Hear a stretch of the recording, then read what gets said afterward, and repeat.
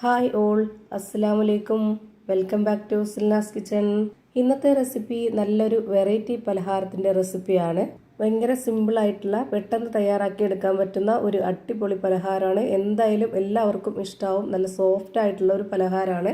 അതുകൊണ്ട് തന്നെ video skip ചെയ്യാതെ മുഴുവനായിട്ടൊന്ന് കണ്ടു നോക്കണേ. റെസിപ്പിയിലോട്ട് കടക്കുന്നതിന് മുമ്പായി സിൽനാസ് കിച്ചൺ ചാനൽ ആദ്യമായിട്ട് കാണുന്നവരാണെങ്കിൽ പ്ലീസ് ഒന്ന് സബ്സ്ക്രൈബ് ചെയ്തേക്കണേ. ഒപ്പം തന്നെ ഈ വീഡിയോസ് നിങ്ങൾക്ക് ഇഷ്ടപ്പെടുകയാണെങ്കിൽ ഒരു ലൈക്ക് ചെയ്ത് ഷെയർ ചെയ്ത് സപ്പോർട്ട് ചെയ്യാനും മറക്കരുത്.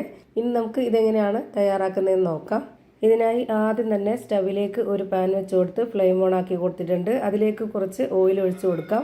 ഈ ഓയിലൊന്ന് നന്നായിട്ട് ചൂടായിട്ട് വരുന്ന സമയത്ത് ഇതിലേക്ക് വെളുത്തുള്ളി ഇഞ്ചി ചതച്ചതാണ് ഇട്ട് കൊടുക്കുന്നത്. ഒരു നുള്ള് ജീരകവും കൂടെ ഇട്ടതിന് ശേഷം ഈ ഒരു ഓയിൽ നന്നായിട്ട് ഇതൊന്ന് മൂത്ത് വരട്ടെ. അപ്പോൾ ആ ഒരു മണം മുന്തി നിൽക്കും നമ്മുടെ ഈ ഒരു പലഹാരത്തിന്. ഇപ്പോൾ ഈ ഒരു വെളുത്തുള്ളി ഇഞ്ചിയൊക്കെ നന്നായിട്ട് മൂത്ത് വന്നിട്ടുണ്ട്. നല്ലൊരു മണമൊക്കെ വരുന്ന ഈ ഒരു സമയത്ത് നമുക്കിതിലേക്ക് ലോ ഫ്ലെയിമിൽ ഇട്ടുകൊണ്ട് സബോള ഇട്ട് കൊടുക്കാം. 2 മീഡിയം സൈസിലുള്ള സബോള ഇതുപോലെ ചെറുതായിട്ട് കട്ട് ചെയ്തിട്ട് ഇട്ട് കൊടുത്തിട്ടുണ്ട്. ഇനി കുറച്ച് കറിവേപ്പിലയും മല്ലിയിലയും ഇട്ട് കൊടുക്കാം. അതിൻ്റെ കൂടെ തന്നെ കുറച്ച് എരിവിനും നല്ലൊരു മണത്തിനൊക്കെ വേണ്ടിയിട്ട് 2 പച്ചമുളകും 2 ഉണക്കമുളകും കട്ട് ചെയ്തിട്ട് കൊടുക്കുന്നുണ്ട്. പിന്നെ ഈ ഒരു വലിപ്പത്തിലുള്ള സ്പൂൺ അളവിൽ 1 സ്പൂൺ ചിക്കൻ മസാലപ്പൊടി, മുളക് പൊടി, മല്ലിപ്പൊടി, 1 നുള്ള് ഗരം മസാലപ്പൊടി, പെരിഞ്ചീരകപ്പൊടി, മഞ്ഞൾപ്പൊടി, ആവശ്യത്തിനുള്ള ഉപ്പ് ഇത്രയും ഇട്ട് കൊടുത്ത ശേഷം ഇത് നന്നായിട്ടൊന്ന് ഇളക്കി കൊടുക്കാം. ഈ ഒരു മസാലക്കൂട്ട് ഒരുപാടങ്ങ് വെന്ത് കുഴഞ്ഞു വരേണ്ട ആവശ്യമില്ല. ഒരു 2-3 മിനിറ്റ് നേരം മാത്രം ഇതൊന്ന് അടച്ചു വെച്ച് വേവിച്ചെടുക്കാം. ഒരു മീഡിയം പരുവത്തിൽ വെന്ത് കിട്ടിയാൽ മതി. ഇപ്പം ഞാനിതാ ഇവിടെ നന്നായിട്ട് ഇളക്കി യോജിപ്പിച്ച് കൊടുത്തിട്ടുണ്ട്.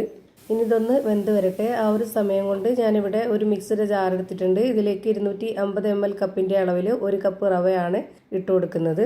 ഞാനിവിടെ വറുത്ത റവയാണ് എടുത്തിട്ടുള്ളത്. വറുത്ത റവ തന്നെ എടുക്കാൻ വേണ്ടി നോക്കുക. ഇനി റവ ഇട്ട് കൊടുത്ത അതേ കപ്പ് അളവിൽ തന്നെ ഒരു 1/2 കപ്പ് അളവിൽ ഗോതമ്പ് പൊടിയാണ് ഇട്ട് കൊടുക്കുന്നത്. ഈ ഒരു ഗോതമ്പ് പൊടിക്ക് പകരം നിങ്ങൾക്ക് വേണമെന്നുണ്ടെങ്കിൽ മൈദപ്പൊടിയും ചേർത്ത് കൊടുക്കാം, കുഴപ്പമൊന്നുമില്ല. ഇനി ഇതിലേക്ക് 1 കോഴിമുട്ട പൊട്ടിച്ചൊഴിച്ച് കൊടുത്ത് ഇതിലേക്ക് ആവശ്യത്തിനുള്ള ഉപ്പും കൂടെ ഇട്ട് കൊടുത്തതിന് ശേഷം ഇത് അരച്ചെടുക്കാൻ ആവശ്യത്തിനുള്ള വെള്ളം ഒഴിച്ചു കൊടുക്കാം. ഞാനിവിടെ 250 ml കപ്പിൻ്റെ അളവിൽ 1 കപ്പ് വെള്ളം ആദ്യം ഒഴിച്ചു കൊടുത്തിട്ടുണ്ട്. ഇനി ഇത് അരച്ചെടുക്കുമ്പോൾ ബുദ്ധിമുട്ടുണ്ട്, അരയാൻ പറ്റുന്നില്ല എന്നുണ്ടെങ്കിൽ വേണമെന്നുണ്ടെങ്കിൽ ഒരു 1/2 കപ്പ് വെള്ളവും കൂടെ ഒഴിച്ചു കൊടുക്കാം. ഞാനിപ്പോൾ ഇതിലേക്ക് അരയാതെ വന്നപ്പോൾ ഒരു 1/2 കപ്പ് വെള്ളവും കൂടെ ഒഴിച്ചു കൊടുത്തിട്ടുണ്ട്. എന്നിട്ടാണ് ഈ ഒരു പരുവത്തിൽ അരച്ചെടുത്തിട്ടുള്ളത്. ഇപ്പോൾ ഇതിൻ്റെ കറക്റ്റായിട്ടുള്ള പരുവം ഒരു സ്പൂൺ കൊണ്ട് കോരി കാണിച്ചു തരാം. ഇതാണ് ഇതിൻ്റെ കറക്റ്റ് പരുവം. ഇനി വേവിക്കാനായിട്ട് വെച്ചിരുന്ന ആ ഒരു മസാലക്കൂട്ട് വെന്തോന്ന് നോക്കാം. ഇപ്പോൾ ഇതാ നല്ലപോലെ വെന്ത് കിട്ടിയിട്ടുണ്ട്. ഒരുപാടങ്ങ് വെന്ത് കുഴഞ്ഞ് കിട്ടിയിട്ടില്ല. ഇതാണ് ഇതിൻ്റെ കറക്റ്റ് പരുവം. ഇനി ഇതിലേക്ക് വളരെ കുറച്ച് വെള്ളം ഒഴിച്ചു കൊടുക്കുന്നുണ്ട്. അടുത്തതായി ഇതിലേക്ക് ഇട്ട് കൊടുക്കുന്നത് പുഴുങ്ങിയ മുട്ടയുടെ മഞ്ഞയാണ്. 4 കോഴിമുട്ടയുടെ മഞ്ഞ ഇതിലേക്ക് ഇട്ട് കൊടുക്കുന്നുണ്ട്. അതുകൂടെ ഇതിലേക്ക് ഉടച്ച് ചേർത്തുകൊണ്ട് നന്നായിട്ടൊന്ന് ഇളക്കി കൊടുക്കാം. ഈ ഒരു മുട്ടയുടെ മഞ്ഞയും അതുപോലെ ഈ ഒരു മസാലയൊക്കെ ആയിട്ട് 1 മിനിറ്റ് നേരം ഒന്ന് അടച്ചു വെച്ച് വേവിച്ചെടുക്കാം. അപ്പോൾ ഇതെല്ലാം കൂടി ഒന്നായിട്ട് യോജിച്ച് കിട്ടുമ്പോൾ നല്ല ടേസ്റ്റും നല്ലൊരു മണമൊക്കെ ആയിരിക്കും. ഇപ്പോൾ അതാ മസാലക്കൂട്ടും ഒക്കെ ആയിട്ട് നന്നായിട്ട് യോജിച്ച് കിട്ടിയിട്ടുണ്ട്. ഇനി നമുക്ക് ഫ്ലെയിം ഓഫ് ചെയ്ത് കൊടുത്ത ശേഷം ഇത് നേരത്തെ റെഡിയാക്കി വെച്ചിട്ടുള്ള ആ ഒരു മാവിലേക്ക് ഇട്ട് കൊടുക്കാം. എന്നിട്ട് ഇതെല്ലാം കൂടി നന്നായിട്ട് ഇളക്കി യോജിപ്പിച്ച് കൊടുക്കാം. ഇതുപോലെ നന്നായിട്ടൊന്ന് ഇളക്കി യോജിപ്പിച്ച് കൊടുത്ത ശേഷം ഇനി നമുക്കിത് വേവിച്ചെടുക്കണം. അതിനായിട്ട് സ്റ്റവിലേക്ക് ഒരു പാൻ വെച്ച് കൊടുത്തിട്ടുണ്ട്.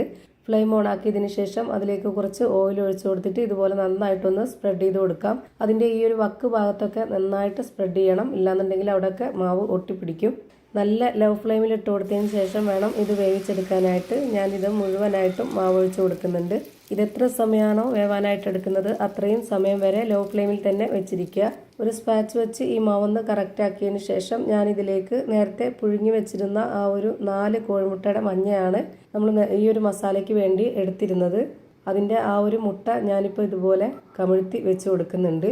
എന്നിട്ട് ഇതിന് നടുഭാഗത്തായിട്ട് 1 കോഴിമുട്ട പൊട്ടിച്ചൊഴിച്ച് കൊടുക്കുന്നുണ്ട്.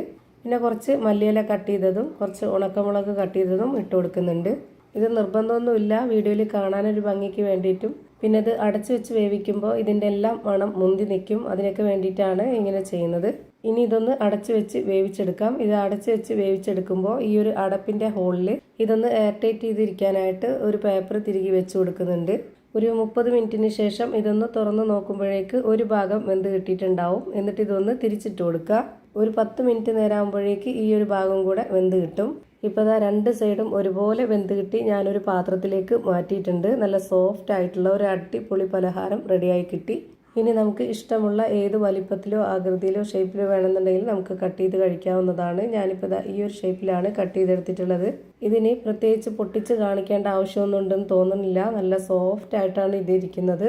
ഒരു തവണ ഇതുപോലെ ഒന്ന് ട്രൈ ചെയ്ത് നോക്കണം, എല്ലാവർക്കും ഇഷ്ടമാവും. ഇത്രയേ ഉള്ളൂ ഇന്നത്തെ വീഡിയോ ഇഷ്ടമായാൽ ലൈക്ക് ചെയ്യാനും കമൻറ്റ് ചെയ്യാനും ഷെയർ ചെയ്യാനും മറക്കരുത്. പുതിയൊരു വീഡിയോയുമായി വീണ്ടും വരും. Thank you for watching.